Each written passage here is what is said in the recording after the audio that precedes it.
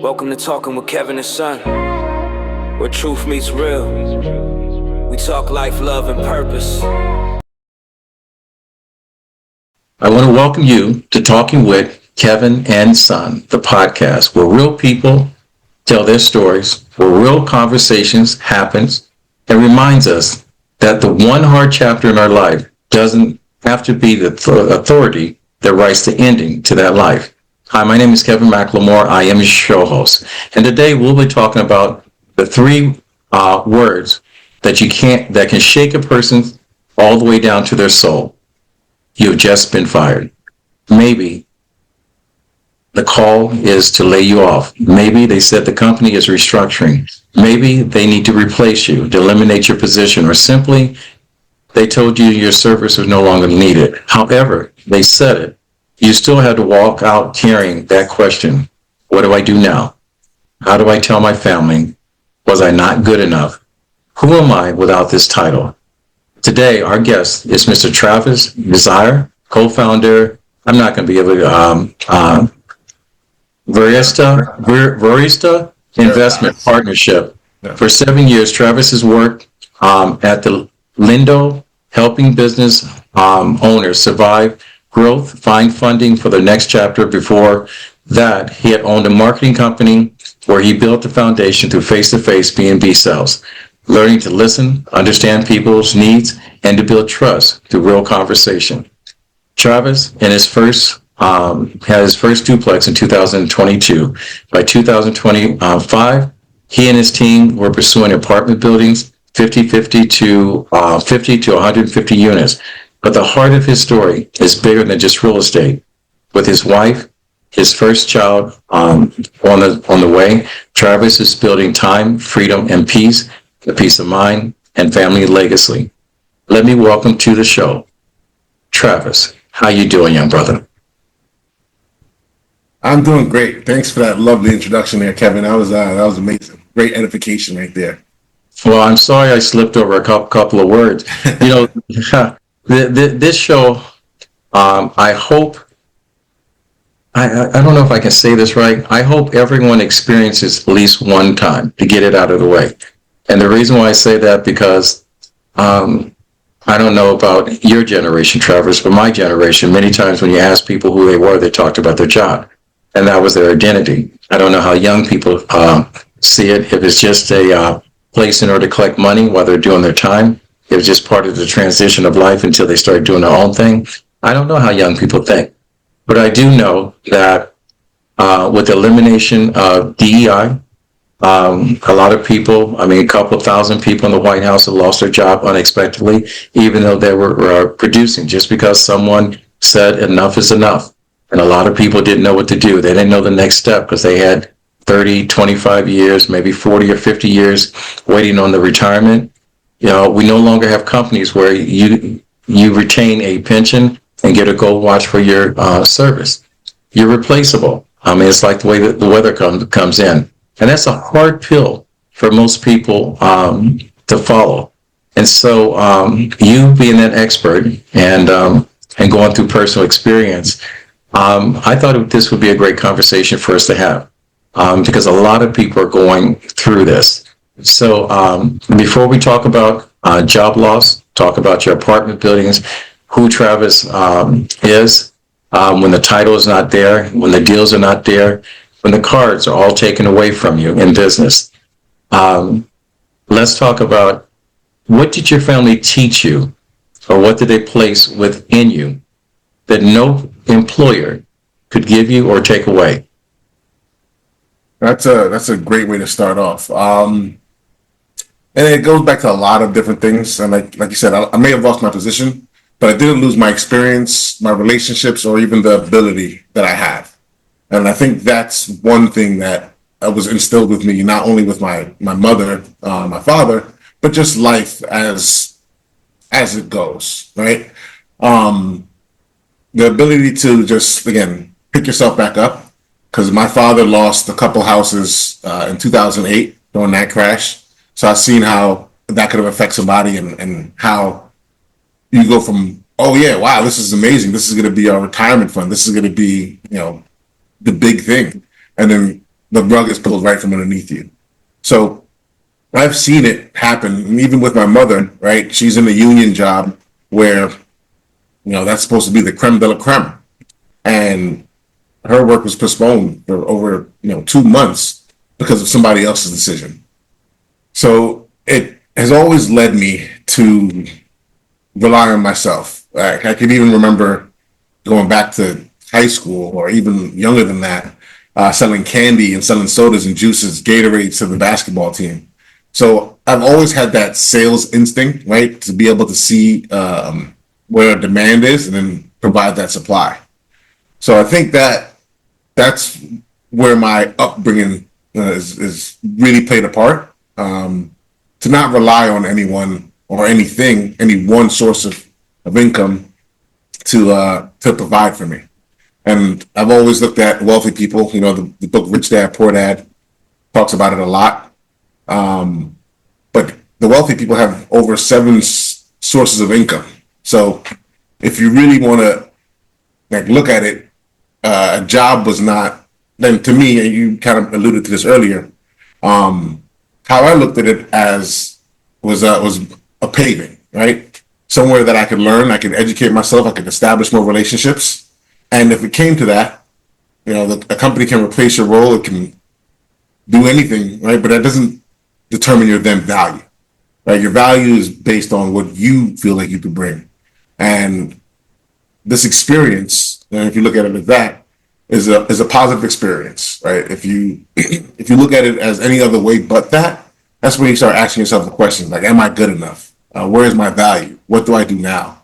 But once you have that in your mind, and again, quotes from this week, your mind is your strongest asset, and you can keep that pointing forward. You're always going to have a place to go. You're always going to have someone looking out for you, right? Even if it's not yourself or you have a family member or a friend, someone always going to, because you have that strong mentality, there's always going to be doors that open up. For young people stepping out into the workplace before, my grandfather had an acronym that said job. I don't know if you know this, but what is a job? So I'm not sure if your grandfather talked to my grandfather, but I've heard that saying a long time ago too. Funny story about that. I worked at Safe Light for maybe a couple months, and I had really good numbers, so I was pushing the limits as far as what I could do, like the rules and as far as what they want you to do and how you're supposed to operate.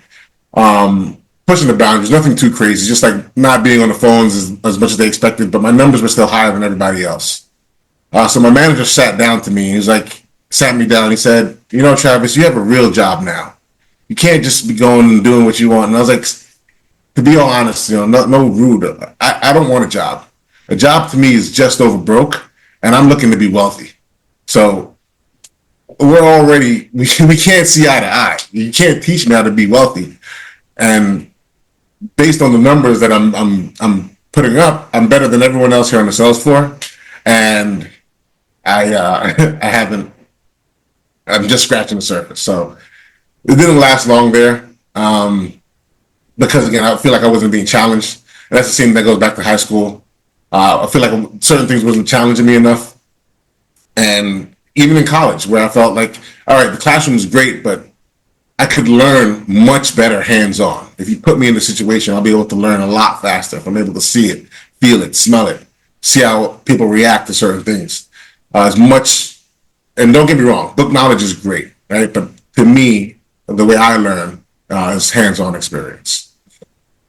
Yeah, emotionally, I don't know if this is the right way of describing what one may feel like when they are told their services are no longer needed. It's almost like breaking up with that young person that you professed your life and your love to, and all of a sudden she decides that today is going to be the day that story has to end. So when you walk into that office, it's an uncomfortable feeling. We all know what's going on before going on. It says we need to talk, we need to have a sit down. I mean, I know in a relationship, the words that you do not want to hear is we need to talk. And you're a father, you're a husband, and you know what that means. Walking into that office and you're having that conversation. I've seen this before, and I've always was taught to stand proud. And I've seen people trying to convince people not to let them go. Explain to me your mentality of that conversation when it was your turn to be in that situation, and how you handled that and what transpired. Yeah. So it was it's pretty cool. And don't get me wrong, right? I'm grateful for that chapter. Even though I did not get to choose how it ended, I am very grateful for all the experiences and all the people and all the love at Lendio. But I felt a little blindsided. And that was because they just recently did layoffs, maybe a month prior. So this was the fourth round of layoffs.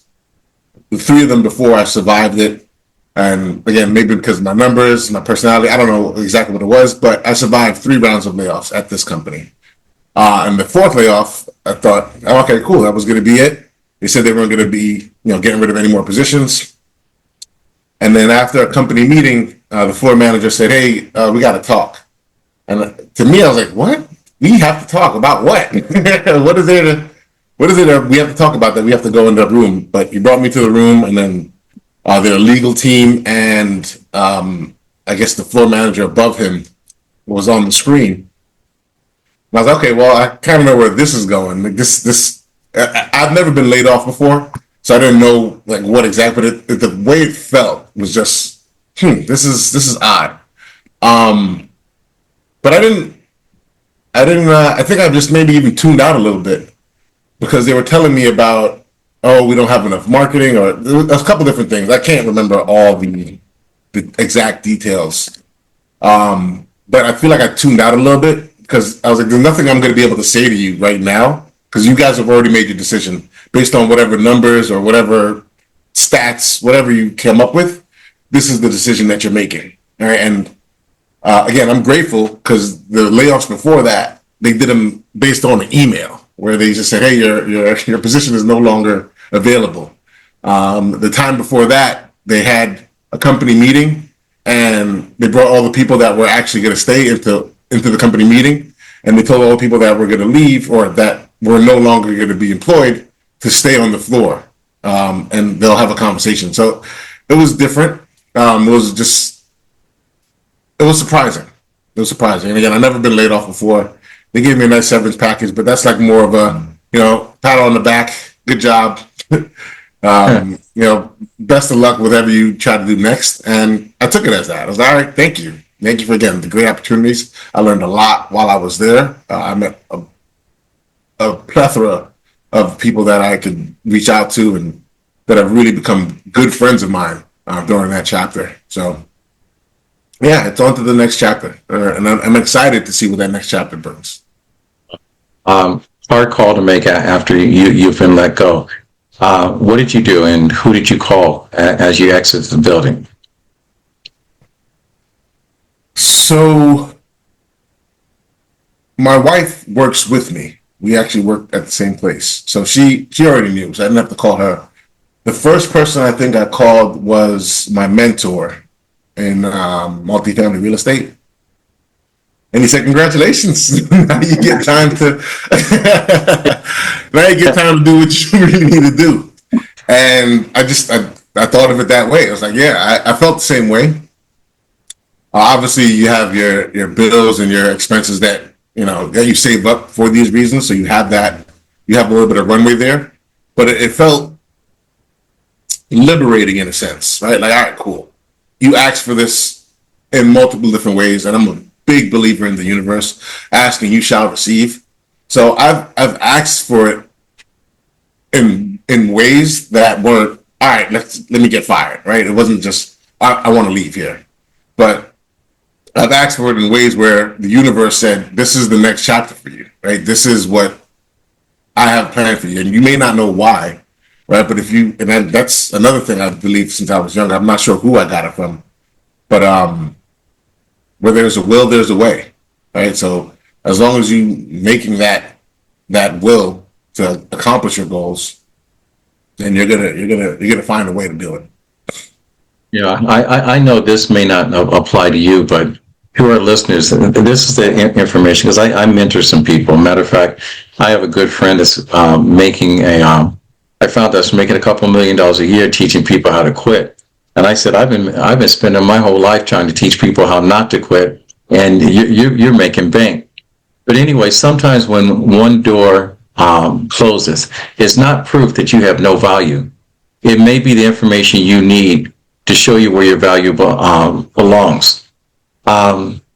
There is a mental process, a conversation that goes along in a person's head. And you make promises to yourself after losing a job. Going through the first week, how did you handle the first week of not having to show up and work on someone else's dream? I know every employer that hears me say that is going to hate this because the reality is that if you're living in the penthouse, none of your employees will be available to be your next door neighbor. But how was that following week when you didn't have to get up first thing in the morning, drive through rush hour traffic, or hit the subway, or hit the train, or grab that first cup of coffee and get something to eat while you're on the run trying to get to your desk on time? How was the first week of losing your job like? Again, it felt liberating. So I'm a big believer in meditation as well. So that's, I think, something that helped me get through everything, and just knowing that it's going to be all right. It's going to be not even just all right. It's going to be great. So there's a saying that goes, everything happens for a reason. I'm sure you've heard that before. Mm-hmm. I made it just a little bit better in my opinion. I say everything happens for a positive reason that benefits me. So I may not know what it is that's actually happening right at this moment, but I know, and again, through meditation and just through practice, that, hey, it's okay. Whatever that just happened for a reason to benefit you in a positive way. So now your mind is looking for those positive benefits, right? Your eyes are open to those positive benefits, right? Instead of saying, oh man, now I'm losing out on this.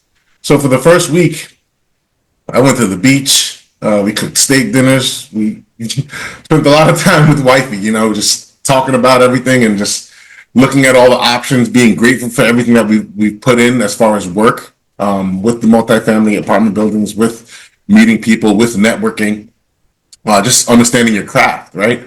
So I was grateful, again, for the time that we now have allotted to put to X, Y, and Z.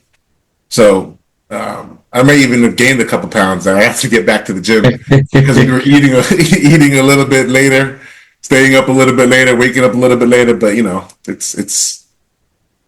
was my way of just taking a step back. And we're going on vacation this week. We're going to Carousel for a few days to, again, just get everything cleared, and then it's back to the grind.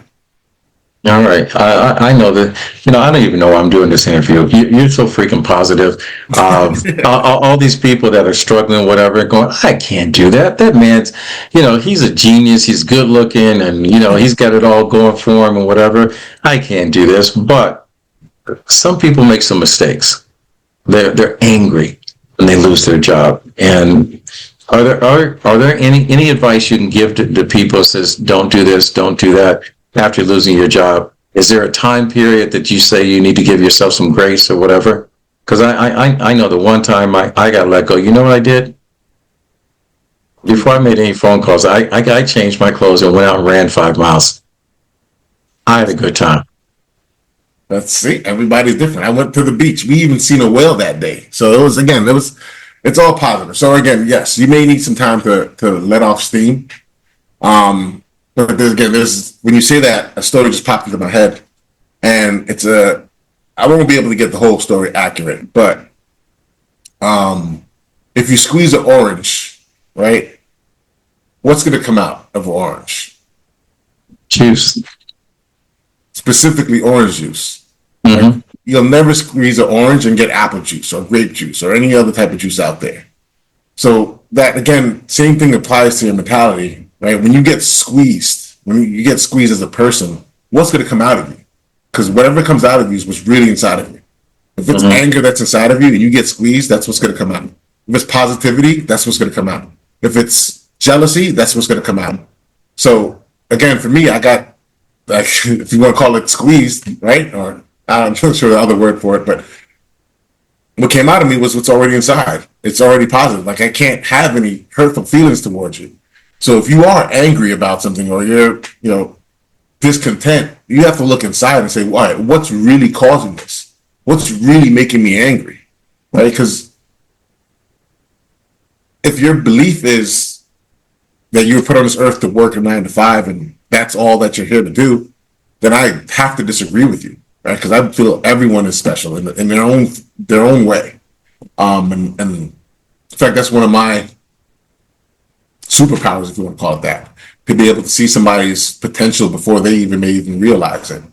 So that's what I think you should do if you are feeling angry, if you are feeling any other way. But hey, this is more opportunity, more liberation, right? These are the next steps forward.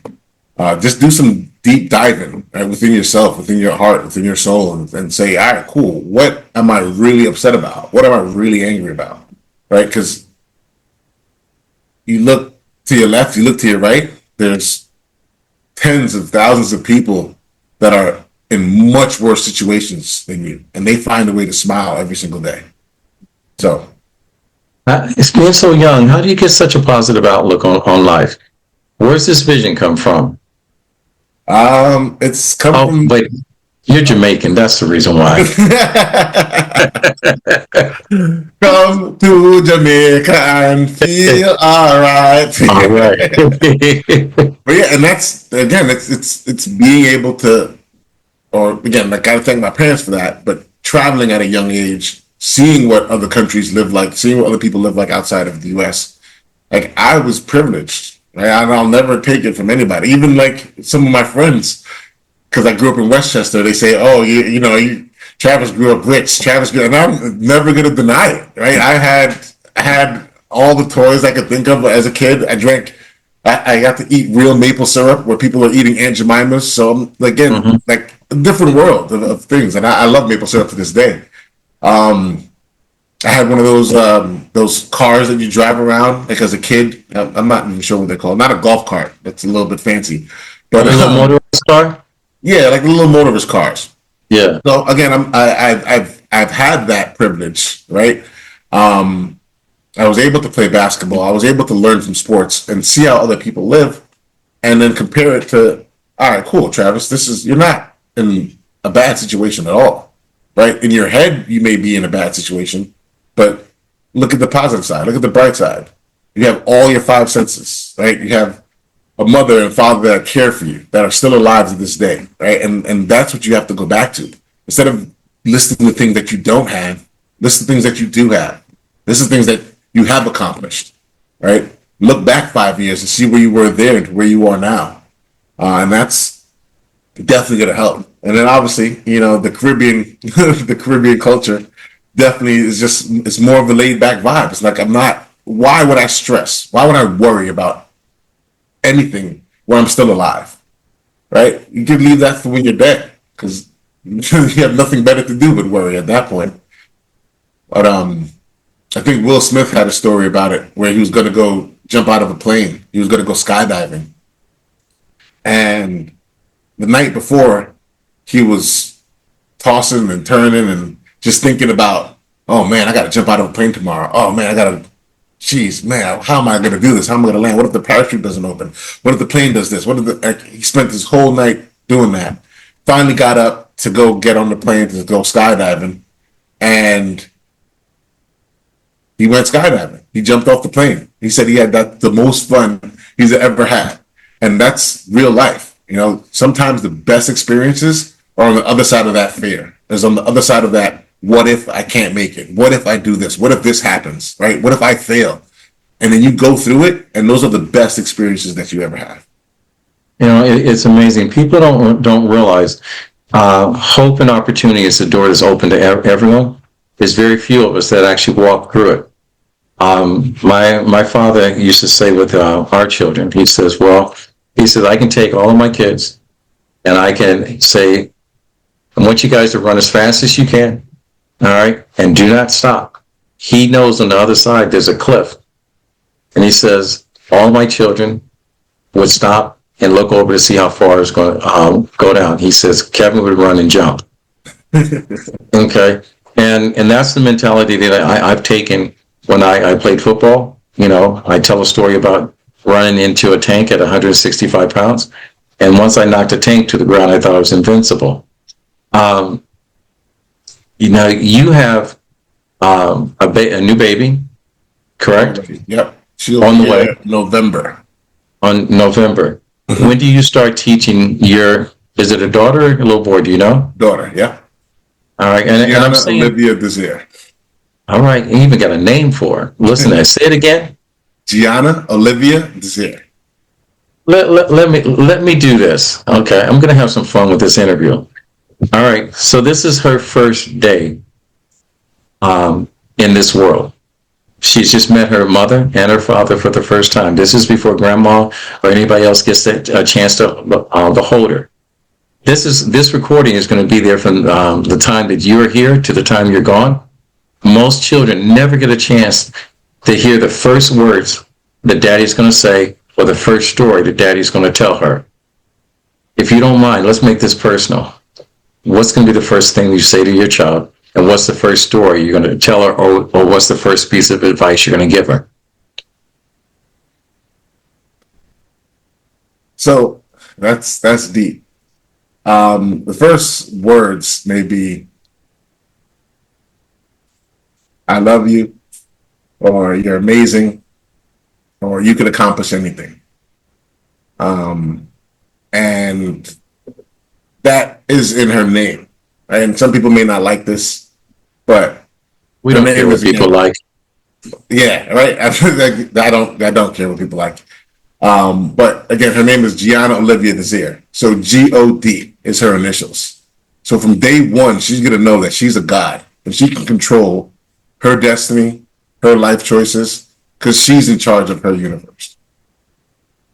All right. So, baby girl, all right, you have got a chance to hear your father's first profession of love to you, when no other father is going to be able to repeat this or have this experience. You can take this throughout your life. No matter how many times you get pissed off at him, no matter how many times he chases your prom date away from the house or whatever, you can hit replay and go, my daddy really loves me because he loved me before he came into this world. Mm-hmm. All right. So enough about being fired, being rejected, being laid off, being replaced, because that's happening. We live in a society today when we have an individual that made his whole platform on saying you're fired, of taking someone's livelihood away. And I'm the first person to say, look, I lost my job because I refused to fire someone that needed a job during Christmas holiday. And my employer gave me a choice of saying, it's either him or you. Wow. And I said, I'm the most employable person on this planet. Merry Christmas. All right. So that has been my attitude, and that's my attitude going forward. And people need to know that your job is not your identity. The conversation you have between your daughter coming into the world and your emotional expressions, that's what your real job is being a better example of being a human being to the people that you brought in this world. Okay, and give her a name that she can carry through and be proud of.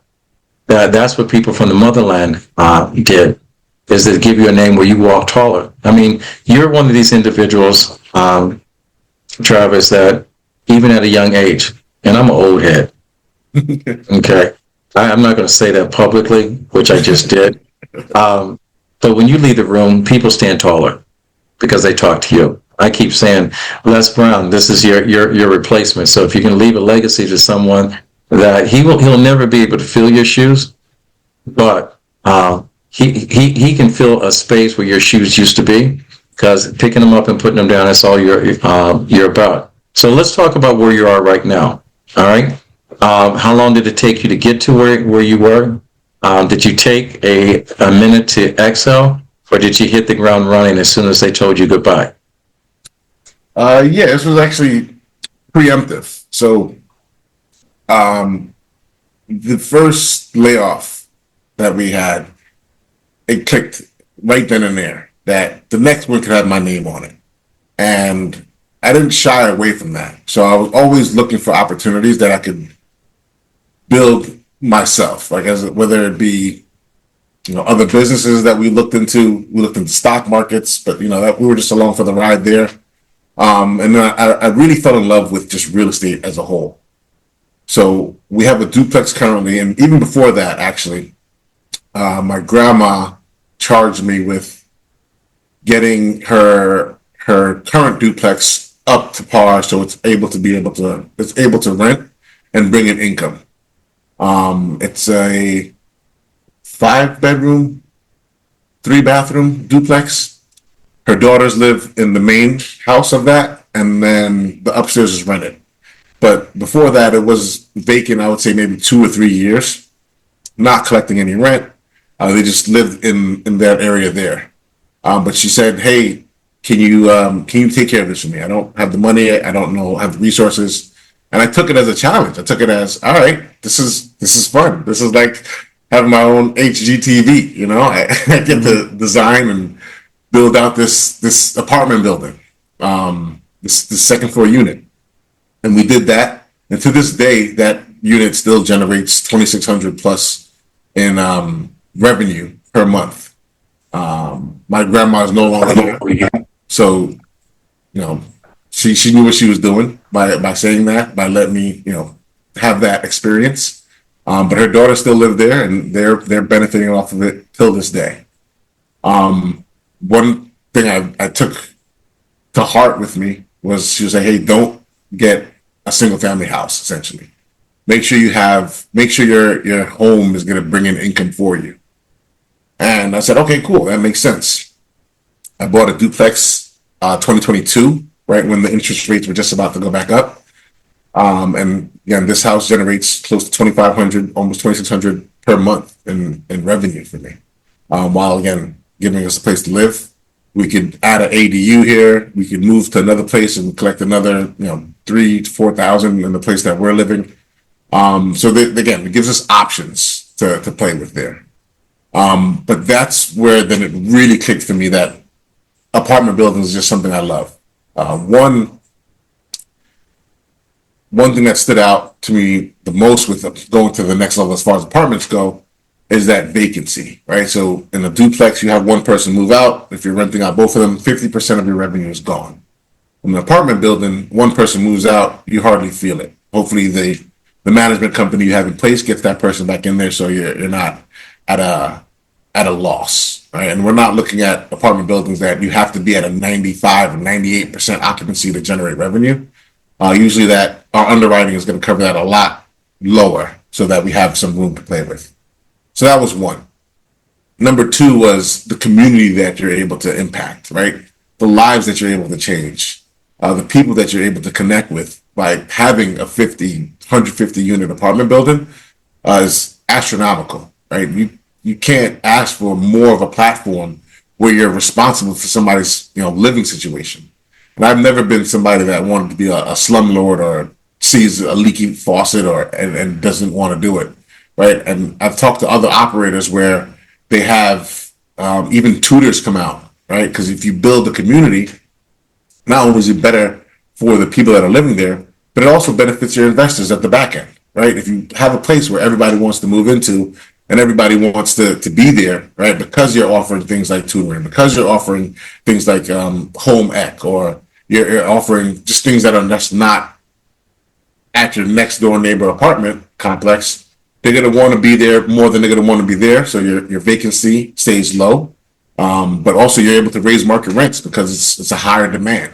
And that's something you learn, marketing 101 is supply versus demand. So that was two for me in being able to change the community.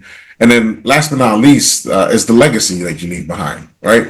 I can't tell my daughter that, hey, you could do anything you put your mind to if I'm not able to then show her that. If I can't show her that, hey, yeah, I put my mind to being the best at building an apartment complex, or not even just building, but having that strategy to execute, right? To build a community from this, to help people understand their potential, right? to not only supply a place to live, but to make it a home, to make it a community where people feel, cherished in that. Right. So I can't tell her that, hey, you can go out and do anything you want to do. You can be a singer. You can be, an astronaut, whatever it is that you put your mind to, right? If I'm not then showing her that in the first place. So it's a legacy, right? It's a challenge for me. It's a challenge to show that, hey, this is, you could really put anything you put your mind to, if you believe it, you can achieve it. That's all right. What university did you graduate from? I didn't graduate from university. I went to CW Post for 2 years, right here on Long Island. And I think that's where I first fell in love with Long Island. But like I was telling you earlier, book knowledge was great. I think I had maybe like a 3.2, 3.1 GPA. So it wasn't like the best of the best, but I felt like I could do much better. And I could generate revenue versus spending money at college by going to a marketing firm and finishing that out there. So the school of hard knocks, maybe. I am so glad you said that, because right now people are not sending the kids to college because of the extreme cost of an education, and not being rewarded at the end of 4 or 5 years with opportunity to have a great job or great position without being in great debt. But the thing is that people don't realize that 40% of the most successful people in this world either did not participate in higher education or dropped out of some of these Ivy League schools in order to start their business. And what's the one key factor that you would like to share with anyone that creates this mindset and looks for other opportunities instead of depending on people to provide opportunities for them? If there's one. Yeah. I would say it all comes down to your habits. There's a couple of books that you can read about habits, but it really comes down to habits. Right? What are you doing on a daily basis to accomplish that goal? And does that line up with what you actually want to accomplish? One of my mentors, when I first left college, said it to me this way. If your goal is to lose weight, right, you don't go out and eat Burger King every single day, right? It just doesn't line up. It doesn't match, right? So you either have to change your habits or you have to change your goals. So that's what I would leave it with. All right. So I wrote a song that says discipline leaves evidence. If I were to follow you for one day, what would I see from the time you get up to the time you go to bed? Tell me what your day is like. And the reason why I'm asking you, because successful people, they have habits. Yeah. So we'll start with journaling and meditation when I wake up. Then the gym is usually what I go to after that. After the gym, I'll take a shower, relax a little bit. Before any of that, I kiss my wife on the forehead every day before I leave the house, just to let her know, hey, I love you. I'm still here. You're the one I chose to be with every single day. I learned that from a book called Balance. Great read. By Tori. Forget the name, but it's called Balance. But that's what I'll start my day with, and then I have my to-do list, and I learned that from my first mentor. Anything that's on there, you make sure you're prioritizing. You're prioritizing your priorities. You're not just listing them, right? You're making sure these priorities or these things I want to accomplish today line up with what the goal is to get done. Yeah, I'm going to tell you, I did last year a segment of the secrets of successful people. I'm going to add you to that list because you are definitely one of those stories that's going to be told over and over again. I don't know why you haven't written a book yet, which you're probably going to tell me you're already working on that. You know me too well, Kevin. Yeah, coming soon to a store near you. It's going to be a book about the people. It's called The People I've Called Friends. So it's still in the works. I don't want to give away too much right now, but it's basically about your circle of influence, right? And how those people are affecting you Are they being your engine to you, or are they being an anchor? But that's coming soon. Yeah, you know something? I had thought about this, and I had a conversation, and five other people had the same, five other very successful people saying, there's no book outside of the TV show Friends that is ever written about. We write about positive mental attitude, how to do this, the 7 habits of this, and the 15 habits of this, daily affirmations, whatever. But no one has ever written a book about friends. No one. Go to any bookstore. There's nothing about friends, or explain what a friend really and truly is, or those relationships. So you better write this book quick. Okay, get it out. You do know RMK Productions has their own publishing label, right? Really, I didn't know that. I am with self-publishing. All right, that's what we're doing. Yeah. All right, so we'll be more than happy to do that. So, how do people get in touch with you? So you can email me directly, travisgdesir31@gmail.com. You can also go to our website, veritas-vip.com. Those are the best ways. Also, you can reach me on Instagram or Facebook, Travis Desir. Should be pretty easy to find me there. The handle on Instagram is travisg.desir.invest. All right. Before we end the show and I give my outro, if you had to have a conversation with someone that is taking it bad, of being let go, being replaced, being removed, being laid off, not knowing where the next paycheck is going to be, how to have a conversation with his wife or significant partner, or this is like the third time that you've ever been fired. If you were to speak to that one individual, be it male or female or indifferent, and you were able to mentor them, give them advice, the first 24 hours, the first 72 hours, the first 186 hours in that week, I want you to look into the camera and I want you to speak to that individual. Okay, and what advice would you give them? Well, first things first, a business decision is not always about you.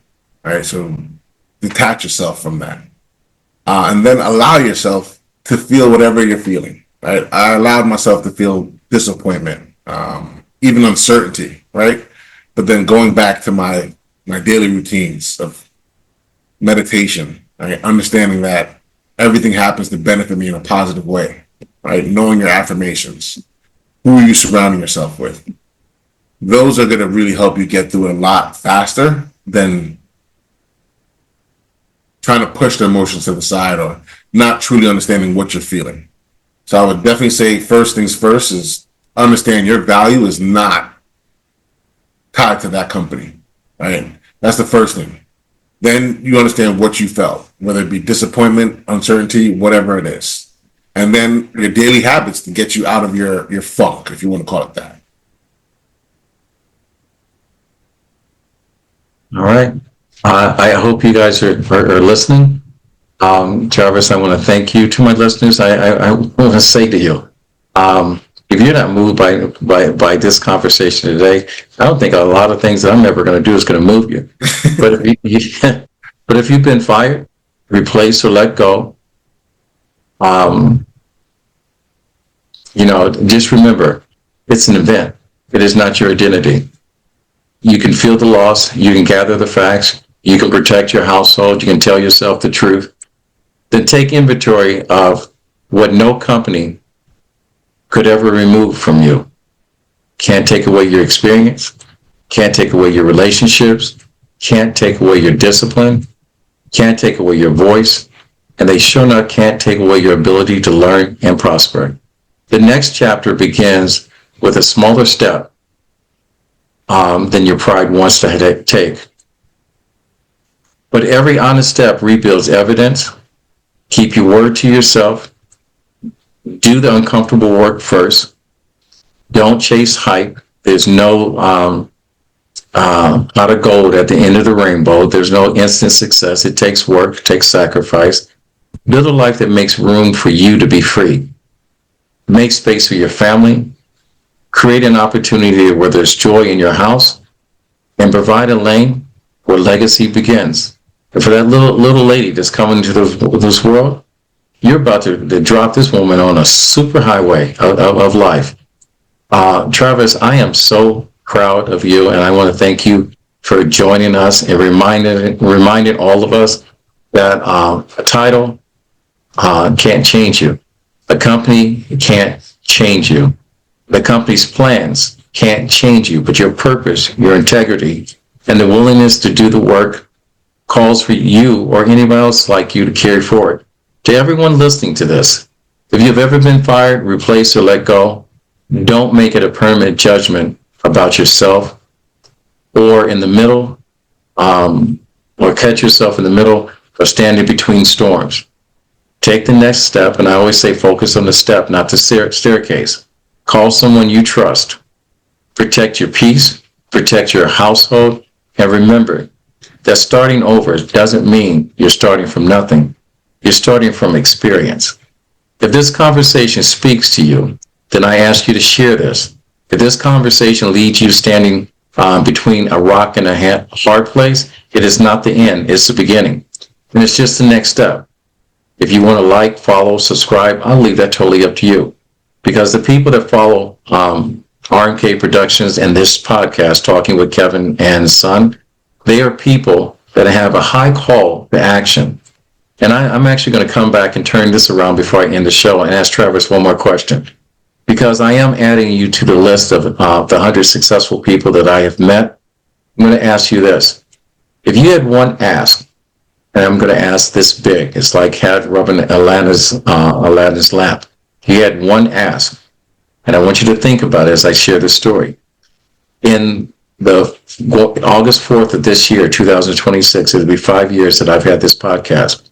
I've had 7 people answer this question, and I had 7 people that have, out of my audience, that have granted this person their one life's wish. Now, a lot of us, we go through a whole lifetime and never have one dream come true. And I have had 7 people that have answered this question. And the reason why I say this, because I've got a very unique following. The people that watch this show are not the type of people that drive by an accident. These are the people that stop to help. They get involved. They're not sitting there on the sidelines silent. So Travis, I don't care what it is. If you had one ask, what would it be? What would it be? That is deep.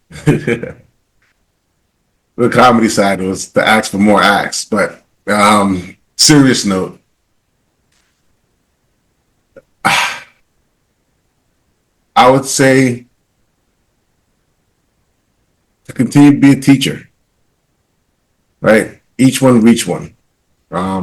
If you have the ability to help someone. For me specifically, if that's what you're asking, what would I ask for my benefit in life?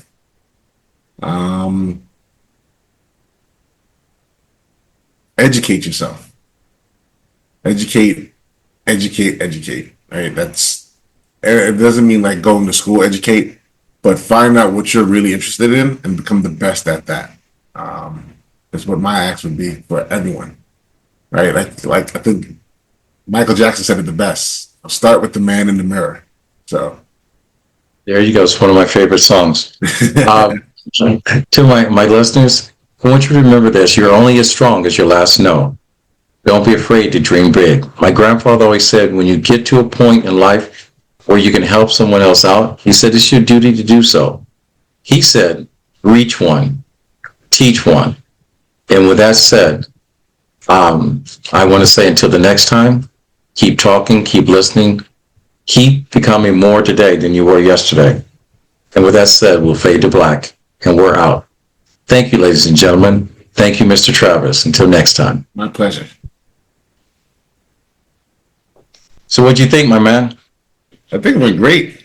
So do I. You were the perfect host, featured guest on the show. You were perfect. And to be someone so young, to have so much wisdom, you've been here before. Okay? I don't know if you've ever felt that way, Yeah. that you're picking up where you had left off in another life. You have been here before. It's funny you say that. I remember when I was younger, like, what am I doing here? Like asking myself that. I'm maybe like 5 or 6. Like I wasn't supposed to come here, and then I ended up making a wrong turn. I ended up back here. But I've asked myself that question from like, I guess maybe that's helped me grow up too a lot sooner. But like, what am I even doing here? Like, why? But I do realize that this is my last time here. So whatever is next, that's next. Well, this story is going to make a difference in someone's life. So that's the first step to the next step. Thank you for taking the first step. Absolutely. Absolutely. All right. Pleasure. It was a pleasure. Thank you for having me. No problem. Thank you for sharing your story. Speaking with you just helps reinforce all those beliefs that I have already. So it's like, it's good to hear it and see it on a day-to-day basis. So looking forward to wait till you see what happens to you every single Sunday.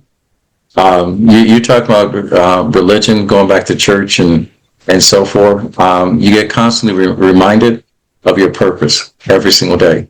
You create conversations with people, and there's a lot of smart people on that show every Sunday. We've had as many as 20 people on that show at one time, and people come in and out. I used to invite strangers, but like you said, your friends, I only invite people that's part of our circle.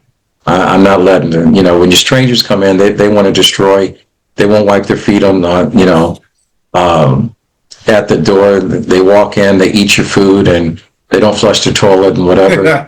So it's not those type of people we surround ourselves with. We surround ourselves with like-minded people that have a certain energy that seems to keep your fire burning.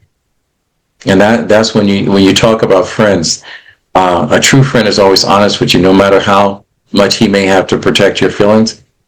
And that's when you know that a true friend's got your back, is that when they tell you what you need to hear, not what you want to hear. Exactly. Okay? And a good friend, Bill Cosby said this. He says, you want to know who your friends are? And this was echoed through experience. He said, call your people that's closest to you in your circle at 2:00 in the morning. You give them some type of story or whatever without giving them the story. He says, your real friends will tell you, Travis, I got to get up at 5 or 6 o'clock in the morning or whatever, but I'll give you a call as soon as I get up. Your true friends, now they're different, not taking the value of your friendships away. Your true friends will get a knock at 2:30 in the morning and say, Travis, what the hell's going on? Those are the ones that will ride and die with you. Mm-hmm. Yep. And those are the ones you got to keep around, right? That's right. And I tell people all the time, all right, the reason why God gave you these digits, he says your true friends fit on one of these digits. Take your mom, your brothers and sisters, your pop, all right? You don't even count your children because that's your responsibility. They're not your friends, all right? And he says your true friends have a name to each one of these digits. Anything outside of that are called associates. That's powerful. Never forget that. That's powerful. All right? I like thinking of it the same kind of way with T-Mobile's Phase 5. I don't know if you remember that, but I'm sure it's... But they had a Phase 5 situation where you could call the 5 most talked to people, and those would be like your 5 influences, essentially. I kind of touch about that in the book as well. But yeah, that's a little bit more broad with the 10, but I feel like even 5 is, who your 5 are. Well, I'm going to tell you, when you do the math, it's only going to be 5.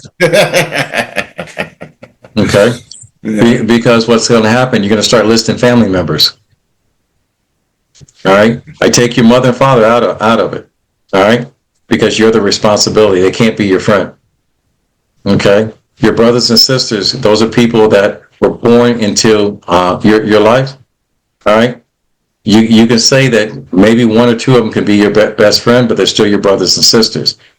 Everyone else, the digit's going to be on there. Write them down. Draw a little circle in there, and you'll find out. All right? Good stuff. All right. Give me a week or 2 to get this out, and you'll get a notice from my production manager, Matt, that it's ready. As soon as you hit it, the way you get value out of it is to share it on your social media, take bits and pieces and use it part as your advertising and so forth. Because I personally believe coming out of COVID, don't sell, connect, and care. When people know who you are, they trust who you are, and they'll buy you before your product and services. That is true. We have something in real estate that they say the same thing. People won't invest with you unless they know, like, and trust you. So You're exactly right. All right, and another good book, just in case you have to share this, it's called The Gap and the Game by Robert Sullivan. The Gap and the Gain. Yep, by Robert Sullivan. My wife hates the book because instead of arguing, fussing, and fight, I go, you're in the gap. And I try to stay in the game. And then basically, if I can't control it, I can't change it. So I only deal with the things that I have power to control. If I need to walk out of the room while she's exhaling, I don't stay in the room long enough for the room to get hot. It's uncomfortable for me. Right? If I wanted to go to sauna, I'll go to the gym. There you go. Write that book. Okay. And that should be in there. You should write that down. That should be in your book someplace. Which one? The Gap and the Gain? No, what we just talked about. When the room gets hot, I leave the room, and you talk about going to sauna. Instead of going to sauna, you go to the gym if you want to be hot. I wanted to get hot. I'd go to the sauna in the gym. There you go. All right. I will talk to you later. All right, Kevin. Thank you again. Bye-bye. Thank you. Bye-bye.